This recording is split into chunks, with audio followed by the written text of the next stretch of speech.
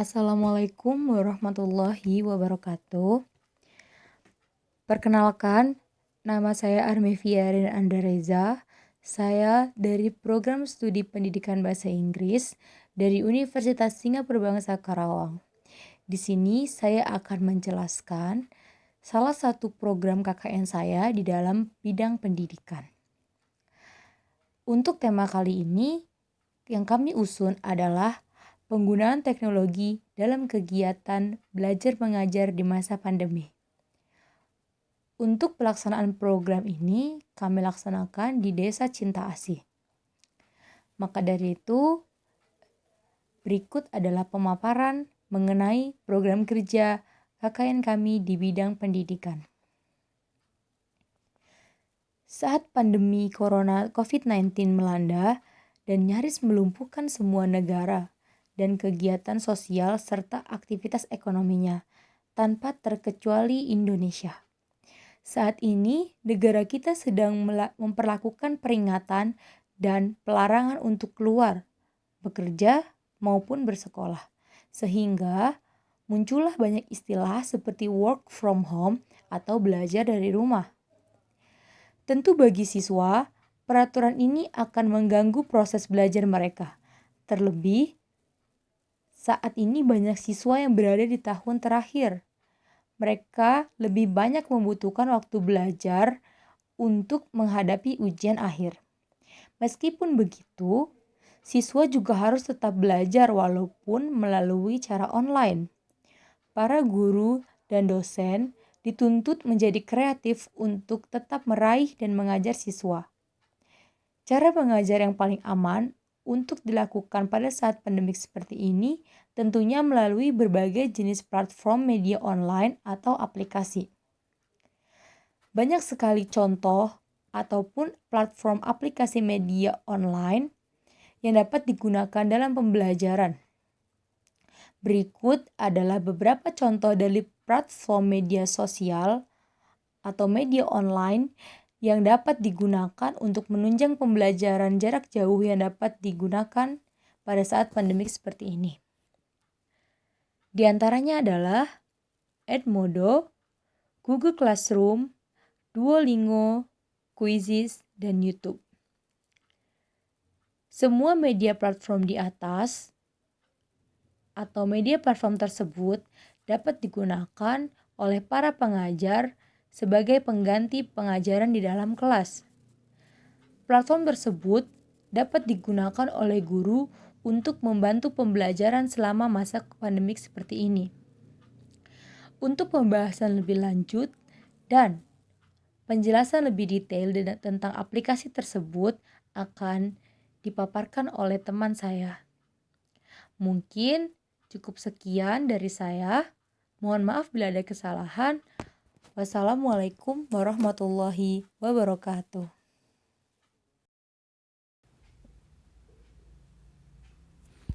Assalamualaikum warahmatullahi wabarakatuh. Nama saya Gemano Santara Ibrahim dari Prodi Pendidikan Bahasa Inggris Universitas Singapura Bangsa Karawang.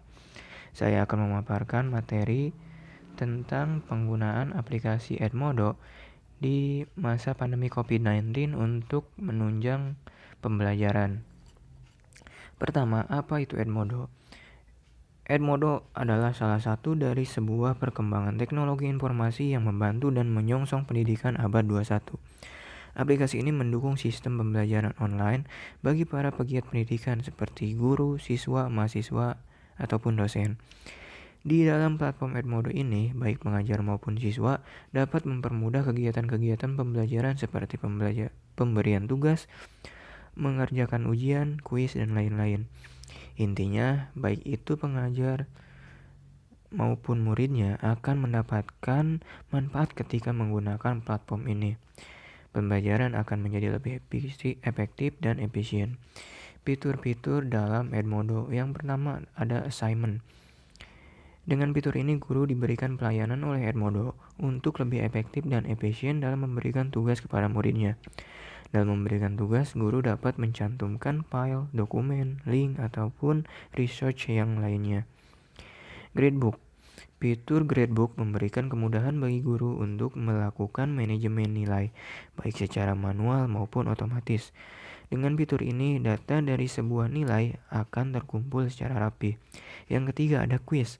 Dalam Edmodo, terdapat fitur quiz yang dapat membantu guru untuk memberikan ujian secara online, baik itu quiz, ujian, ulangan, dan hal lain-lainnya. Yang keempat, ada file and link. Fitur ini membantu guru memberikan sebuah catatan berupa file, dokumen, teks, audio, video, dan lain-lain. Dan yang terakhir, ada library. Fitur ini berfungsi seperti umumnya sebuah perpustakaan yang menyimpan berbagai dokumen penting bagi pembelajaran, baik itu buku, soal ujian, dan lain-lain. Fungsi-fungsi dari platform Edmodo. Pada umumnya, fungsi dari platform Edmodo ini adalah membantu para pegiat pendidikan, baik guru, siswa, dosen, bahkan mahasiswa. Dalam pengelolaan sistem pembelajaran, menggunakan Edmodo ini dapat dilakukan dengan mudah. Fungsi-fungsi dari Edmodo ini cukup banyak dan mulai dari sebagai media sosial pelajar maupun guru, tempat pembelajaran, tempat mengerjakan sebuah evaluasi materi, dan masih banyak lagi. Fungsi platform Edmodo yang paling menarik adalah terbantunya para pengajar untuk saling berbagi pengalaman melalui Edmodo Community. Keunggulan dari platform Edmodo. Yang pertama, kebebasan yang dimiliki murid. Salah satu keunggulan Edmodo adalah membangun kemandirian para siswa karena mereka bertanggung jawab untuk melakukan pekerjaan. Ini adalah keterampilan yang hebat bagi mereka untuk belajar, terutama di lingkungan yang aman. Yang kedua, dapat berbagi sumber belajar. Pengajar dapat berbagi sumber materi dengan siswanya di Edmodo, termasuk di situs web, klip video yang disematkan, tautan tugas, file, dokumen, dan gambar. Yang ketiga, kegiatan sekolah menjadi efisien. Para pengajar sangat suka jika siswa dapat mengakses Edmodo mereka dari sekolah dan dari rumah, yang memungkinkan mereka untuk berkomunikasi dengan guru mereka atau mengajukan pertanyaan dari rekan-rekan mereka ketika mengerjakan tugas di rumah. Konektivitas bagi para pengajar. Memiliki akun guru di Edmodo memungkinkan para pengajar atau pendidik lain dari seluruh dunia. Kemudian, cara menggunakan aplikasi Edmodo. Yang pertama adalah mendaftarkan akun Edmodo. Pertama, silahkan Anda download terlebih dahulu aplikasi Edmodo di HP Android Anda. Setelah itu, silahkan klik create free akun. Kemudian, jika Anda ingin mendaftar sebagai murid, silahkan klik student, seperti yang telah dicontohkan. Kemudian, jika Anda ingin menjadi sebagai guru, silahkan klik teacher.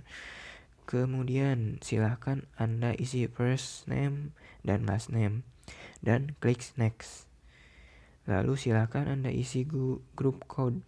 Jika Anda sudah memiliki kode grup, kemudian silahkan isi username, password, dan email Anda. Pastikan sesuai dengan ketentuan yang diberikan, lalu klik next. Lalu jika Anda ingin mengganti foto profil, silakan klik icon avatar, kemudian klik done. Kemudian akan muncul pilihan apakah Anda ingin mengirimkan notifikasi ke orang tua menggunakan nomor HP atau email. Jika Anda tidak menginginkannya, silakan klik icon silang. Yang kedua, bergabung ke kelas. Pertama, silakan Anda ke menu kelas, lalu klik menu My Class, kemudian klik icon tambah yang ada di ujung kanan, lalu masukkan kode kelas pada kolom class code yang ingin Anda masukkan. Kemudian jika sudah Anda masukkan kode kelas, silahkan klik join. Dan selesai, Anda sudah berhasil masuk ke dalam kelas. Yang terakhir adalah mengirim tugas. Pertama, silakan Anda ke menu class, lalu klik menu last activity, kemudian klik view assignment, dan setelah itu klik pada bagian submission seperti. Kemudian silakan Anda masukkan response dan masukkan file tugas Anda. Untuk memasukkan file tugas, silakan Anda klik attach. Kemudian silakan Anda pilih file tugas Anda. Kemudian jika file tugas Anda sudah benar, silakan Anda klik submit. Jika Anda ingin memastikan apakah file tugas Anda sudah terkirim, silakan Anda klik menu submission. Maka di sana Anda akan melihat file tugas Anda yang sudah terkirim. Kesimpulan, Edmodo adalah salah satu platform yang mendukung pendidikan menuju era yang lebih baik. Fitur-fitur yang ditawarkan Edmodo seperti library, assignment, quiz, parent, code, dan masih banyak lagi. Dengan memaksimalkan fitur yang diberikan Edmodo ini, para guru dan siswa sudah bisa merasakan pembelajaran yang kekinian. Sekian pemaparan dari saya. Mohon maaf apabila ada salah kata yang kurang berkenan. Wassalamualaikum warahmatullahi wabarakatuh. Bismillahirrahmanirrahim. Assalamualaikum warahmatullahi wabarakatuh. Perkenalkan, nama saya Kurniasari dari Program Studi Pendidikan Bahasa Inggris Universitas Singapura Bangsa Karawang. Di sini saya akan menjelaskan tentang apa itu Google Classroom dan cara membuat Google Classroom bagi seorang guru. Yang pertama, Google Classroom atau ruang kelas Google adalah suatu serambi aplikasi pembelajaran campuran secara online yang dapat digunakan secara gratis. Pendidik bisa membuat kelas mereka sendiri dan membagikan kode kelas tersebut atau mengundang para siswanya. Google Classroom ini diperuntukkan untuk membantu semua ruang lingkup pendidikan yang membuat siswanya untuk menemukan atau mengatasi kesulitan dalam pembelajaran. Bagaimana membagikan pembelajaran dan membuat tugas tanpa harus hadir ke dalam kelas. Adapun cara membuat Google Classroom bagi seorang guru, yang pertama, buka browser kesayangan kalian melalui Chrome, Mozilla Firefox, Opera, ataupun yang lainnya. Kemudian, ketikkan di pencarian Google Classroom dan pilih hasil pencarian yang paling atas. Setelah itu, masuk atau login menggunakan account dan password Gmail kalian. Lalu klik berikutnya. Setelah itu, maka kamu akan dialihkan masuk ke halaman dashboard Google Classroom. Untuk membuat kelas, silakan klik icon plus di sudut kanan atas, lalu pilih buat kelas. Setelah itu, jika muncul peringatan seperti ini, centang saja pertanyaan dan klik lanjutkan. Kemudian, isilah form data kelas yang akan dibuat seperti ini. Pertama, ada nama kelas, wajib diisi baiknya secara detail dan lengkap. Yang kedua, ada bagian, boleh dikosongkan saja. Yang ketiga, ada mata pelajaran. Jika ingin membuat kelas berdasarkan mata pelajaran, kalian bisa membuatnya, dan jika kelas untuk umum dan bisa untuk seluruh mata pelajaran, bisa dikosongkan saja. Yang keempat, ada ruang atau ruang kelas. Itu termasuk opsional. Jika umum, dikosongkan saja. Kemudian, jika sudah selesai klik buat, maka kelas kamu sudah berhasil dibuat. Nah, gimana? Cukup mudah kan cara membuat Google Classroom? Selamat mencoba. Bye-bye. Assalamualaikum warahmatullahi wabarakatuh. Nama saya Krisna M. Siregar. Saya dari Prodi S1 Pendidikan Bahasa Inggris Universitas Singapura Bangsa. Pada kesempatan ini, saya ingin memberikan penyuluhan tentang English Day with Duolingo. Apa sih Duolingo itu? Duolingo itu adalah sebuah aplikasi untuk belajar bahasa Spanyol, Prancis, Jerman, Italia, Portugis, dan bahasa Inggris. Jadi, untuk sejarah Duolingo adalah pada tahun 2013, Apple memilih Duolingo sebagai iPhone App of the Year. Untuk pertama kalinya penghargaan ini kepada aplikasi pendidikan. Dan aplikasi ini juga mendapatkan gelar Google Play's Best of the Best pada tahun 2003. Jadi, Duolingo itu mempunyai jargon bermain sambil belajar. Itulah kalimat yang cocok untuk menggambarkan Duolingo. Dengan menggunakan gabungan audio, visual, dan juga pertanyaan-pertanyaan menarik seputar grammar, seputar bahasa, pengguna akan diajari untuk mengingat bahasa baru dengan cara yang sangat menyenangkan. Bagaimana sih belajarnya? Jadi Duolingo bisa disebutkan game-filled app atau aplikasi yang menggunakan permainan atau game. Sama seperti game-game arcade sebelumnya yang menggunakan level-level tertentu.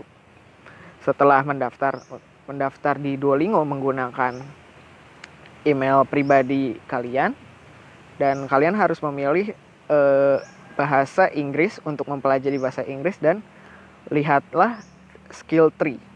Skill tree di sini adalah mempelajari objek-objek dari yang akan dibahas, ya. Dari family, objek barang, rumah, past future tenses, numbers atau numerik, dan lain-lainnya. Bagaimana sih belajarnya? Dengan menggunakan Duolingo? Kita bisa memilih mulai dari level pertama atau basic. Pakai dengan menggunakan placement test untuk mendapatkan shortcut ke level yang lebih tinggi. Setiap icon dalam skill tree melambangkan satu skill dengan di dalamnya bisa sampai 1 sampai 10 bahasa. Kita akan diberikan 3 hati untuk setiap kita salah mengerjakan soal, dan jika salah dalam mengerjakan soal itu, hati itu akan hilang. Kalau habis kita harus menunggu lagi untuk beberapa saat lagi untuk mengisi hati atau nyawanya tersebut. Kalau kita berhasil menyelesaikan satu pelajaran atau permainan, kita dapat 10 poin. Plus sisa hati kita. Jadi kalau selesai dengan sisa 1 hati, maka akan mendapatkan 11 poin. Jadi akan dikalkulasikan. Bagaimana cara belajarnya?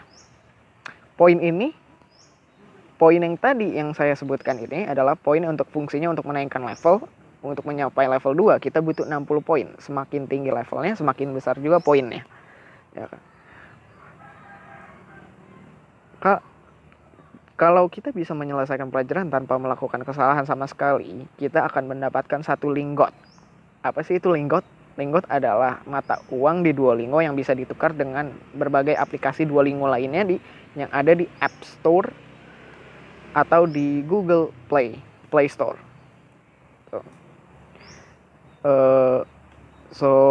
Itu saja penyuluhan dari saya mengenai Duolingo. Duolingo ini menggunakan basis belajar untuk belajar sambil bermain yang menggunakan konsep game atau arcade game yang akan terus menambahkan level-level tertentu yang jika kita sudah melewati level sebelumnya.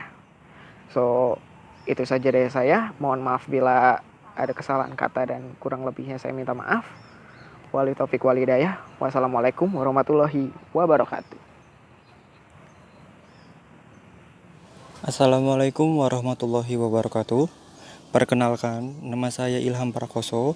Saya dari Prodi S1 Pendidikan Bahasa Inggris, Universitas Singapura Karawang. Dalam kesempatan kali ini, saya akan menjelaskan tentang Quizzes. Apa itu Quizzes? Quizzes adalah aplikasi gamifikasi berbasis daring gratis yang dapat dibuka melalui browser web. Melalui aplikasi ini, guru dapat menggabungkan instruksi, review, dan evaluasi. Guru dapat terkoneksi dengan seluruh guru-guru di dunia dan dapat mengakses kuis daring yang dibuat oleh guru-guru lainnya secara cuma-cuma. Oleh karena itu, guru dapat menjadi sekreatif mungkin di kelas dan tidak akan kehabisan ide. Selanjutnya, saya akan menjelaskan Apa saja fitur-fitur yang ada di Quizzes? Fitur-fitur yang ada di Quizzes pertama adalah kecepatan siswa. Apa yang dimaksud kecepatan siswa? Pertanyaan muncul di layar masing-masing siswa, sehingga mereka dapat menjawab pertanyaan dengan langkah dan kecepatan mereka sendiri dan meninjau jawaban mereka di akhir. Yang kedua ada BYOD atau Brain Your Own Device. Artinya, setiap siswa dapat menggunakan perangkatnya sendiri. Quizzes dapat dimainkan oleh siswa menggunakan segala jenis perangkat dengan browser, termasuk PC, laptop, tablet, dan smartphone. Yang ketiga, jutaan kuis publik. Guru-guru hebat di seluruh dunia telah membuat jutaan pertanyaan hebat tentang Quizzes setiap harinya. Upaya komunikasi ini menghasilkan konten hebat yang dapat digunakan semua orang. Yang keempat, editor Quizzes. Editor Quizzes adalah editor yang berpengalaman yang membuat pengalaman mengajar menjadi lebih menarik. Yang kelima, mudah digunakan. Bagi guru-guru, bisa mengumpulkan pertanyaan dari kuis apapun yang akan dicari dengan mudah dan menambahkan gambar dari internet secara otomatis, menyimpan proses yang belum selesai dan banyak fitur lainnya. Dan yang terakhir ada laporan. Di dalam aplikasi Quizzes, memberikan laporan siswa di kelas yang terperinci untuk setiap kuis yang akan dilakukan. Anda juga dapat mengunduh laporan sebagai pengumpulan data dalam bentuk Excel dan lainnya. Lalu, perangkat apa saja yang dapat digunakan untuk menggunakan Quizzes? Quizzes dapat dimainkan di perangkat apapun dengan browser, baik pada perangkat PC atau personal komputer, laptop, tablet, smartphone, dan hampir semua perangkat yang berjalan di sistem operasi iOS atau Mac, Android, Windows atau Linux. Anda juga dapat menggunakan browser modern apapun termasuk Chrome, Safari, Firefox atau Internet Explorer. Selanjutnya, apa saja keunggulan Quizzes? Yang pertama, setiap siswa menjawab pertanyaan dengan benar, maka akan muncul beberapa poin yang didapatkan dalam satu soal, dan juga mendapatkan ranking berapa dalam menjawab soal tersebut. Lalu yang kedua, jika siswa menjawab salah pertanyaan tersebut, maka akan muncul jawaban yang benar. Yang ketiga, jika selesai mengerjakan kuis, pada akhir kuis akan ada tampilan review question untuk melihat kembali jawaban yang kita pilih. Yang keempat, dalam mengerjakan kuis, setiap siswa dapat daftar pertanyaan yang berbeda dengan siswa lainnya karena kuis tersebut dibuat dalam bentuk homework atau PR sehingga daftar soalnya diacak dan setiap siswa soal yang muncul berbeda-beda. Dan yang terakhir, kekurangan Quizzes. Kekurangan kuis itu yang pertama, siswa dapat membuka tab baru ketika menjalankan tes atau homework. Dan yang kedua, susah dalam mengontrol siswa ketika membuka tab baru ketika mengerjakan tugas. Terima kasih. Assalamualaikum warahmatullahi wabarakatuh. Nama saya Dina Harun Al-Rashid dari program studi pendidikan bahasa Inggris. Di sini saya akan menjelaskan tentang penggunaan atau pemanfaatan platform YouTube dalam pembelajaran selama pandemi. Untuk yang pertama, saya akan menjelaskan tentang apa itu YouTube. YouTube adalah sebuah situs web berbagi video yang dibuat oleh 3 mantan karyawan PayPal pada Februari 2005. Situs web ini memungkinkan pengguna untuk menggugah, menonton, dan berbagi video. Selanjutnya, yaitu tentang YouTube dalam e-learning. Pada gambar ini ada beberapa manfaat penggunaan YouTube dalam e-learning dan dibagi menjadi 7. Untuk selanjutnya saya akan menjelaskan ke-7 manfaat tersebut satu-satu, dimulai dari integrasikan YouTube dengan media lain seperti blog atau materi presentasi. Jadi, integrasikan YouTube dengan media lain seperti blog atau materi presentasi, yaitu ketika guru sedang mengembangkan media pembelajaran untuk presentasi, baik yang berbasis offline maupun online, tentu akan lebih menarik dengan mengintegrasikan konten video dari sebuah channel yang sesuai di sana. Lalu, kehebatan dari YouTube adalah kemudahan untuk melakukan proses ini.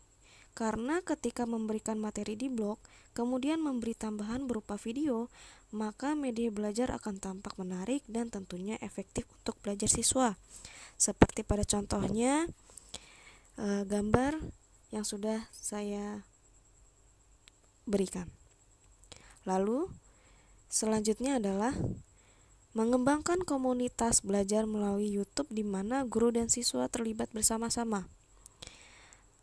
Hal ini dapat dilakukan dengan YouTube, yaitu dengan membuat sebuah komunitas belajar. Pada komunitas ini, guru dan siswa dapat berdiskusi melalui komentar-komentar, menyarankan link-link video atau channel YouTube yang bagus untuk ditonton terkait sebuah materi ajar pada topik tertentu, dan sebagainya. Dan juga, guru dapat mulai dengan membuat sebuah channel khusus untuk komunitas belajar kelasnya. Selanjutnya ialah membuat siswa melakukan diskusi online melalui YouTube secara menarik. Di YouTube, kita dapat memanfaatkan fitur live video untuk diskusi kelas. Tentu diskusinya secara online dan tak akan terhambat oleh masalah waktu. Ketika guru mengadakan siaran video langsung di channel kelas yang telah dibuat, setiap anggota kelas dapat mengomentari dan memberi tanggapan, bertanya atau menjawab pertanyaan-pertanyaan. Diskusi tentu menjadi menarik karena dapat melakukan dari rumah, masing-masing pada waktu senggang.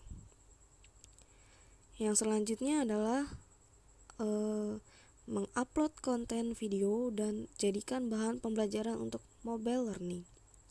Karena di sini melalui YouTube, guru dapat mengembangkan kreativitasnya. Guru dapat membuat konten video untuk channel khusus yang akan dimanfaatkan oleh kelasnya. Dan siswa pada era saat ini sudah sangat mudah sekali untuk mengakses YouTube melalui perangkat mobile yang mereka miliki, dan juga tertolong dengan mode tonton offline YouTube yang dapat menghemat pemakaian kuota internet mereka. Dan juga siswa akan terbantu belajarnya melalui video yang dibuat guru tanpa batasan waktu dan dapat mengulang videonya jika mereka membutuhkan. Lalu manfaat selanjutnya adalah presentasi lebih efektif dan efisien di channel video YouTube. Kenapa? Karena presentasi atau demonstrasi yang dilakukan guru untuk keperluan pembelajaran seringkali lebih efektif dan efisien jika menggunakan video. Hal ini dapat mengurangi biaya penggunaan bahan-bahan yang mahal, misalnya pembelajaran IPA, atau penggunaan hal-hal yang rumit, perakitan dan penggunaannya. Dengan sebuah video dan menguploadnya ke YouTube, maka presentasi demonstrasi semacam ini dapat diulang-ulang dalam bentuk tayangan di video kelas, dan arsip video dapat dengan mudah ditemukan dan tersimpan aman di channel YouTube guru. Selanjutnya, membantu mengembangkan kemampuan siswa membuat komentar berbentuk catatan di komentar YouTube. Selain menghidupkan diskusi, kegiatan saling memberi komentar dalam bentuk catatan di kolom komentar YouTube juga berarti guru telah melatih kemampuan siswa untuk bisa mengeluarkan pendapat secara tertulis. Karena secara tidak langsung, jika ini rutin dilakukan, maka siswa akan mudah memberikan komentar berupa catatan yang panjang dan penuh deskripsi dan eksplanasi. Dan yang terakhir adalah mengembangkan kreativitas siswa dalam pembuatan video dengan tugas yang diupload ke YouTube. Tentunya, untuk urusan membuat dan mengembangkan video tak dibatasi untuk guru saja, karena ketika sebuah channel untuk pembelajaran di kelas dibuat di YouTube, maka bisa berikan akses kepada siswa untuk mengupload video yang dibuatnya. Hal ini tidak harus membuat video yang sempurna, karena guru bisa menugaskan mereka untuk membuat video melalui rekaman perangkat mobile mereka untuk menjelaskan sesuatu atau menjawab sebuah pertanyaan, bahkan mengupload sebuah pertanyaan atau fenomena yang mereka temukan atau didiskusikan di channel YouTube itu, atau bahkan nantinya saat bertemu muka di kelas. Jadi cukup sekian penjelasan dari saya. Terima kasih. Wassalamualaikum warahmatullahi wabarakatuh.